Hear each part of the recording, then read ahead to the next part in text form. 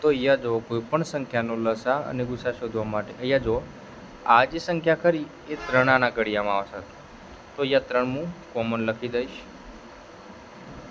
તો હવે જો 3 4 12 થશે, 3 7 21 અને 3 9 27. તો અહીંયા જો જે કોમન નીકળ્યું તે આપણો ગુસા હશે અને લસા એ આ ચારેય સંખ્યાઓનો ગુણાકાર એટલે આવશે 826. એ જ રીતે અહીંયા જો 18 36 અને 42 એ 6 આના ઘડિયામાં આવે છે. તો 6 સાઈડમાં લખી દઈશ. અહીંયા હવે જો 3 6 18, 6 6 36, 6 7 42. તો અહીંયા જો કોમન શું નીકળ્યું? 6 નીકળી ગયા બહાર. તો 6 એ આપણો ગુસા હશે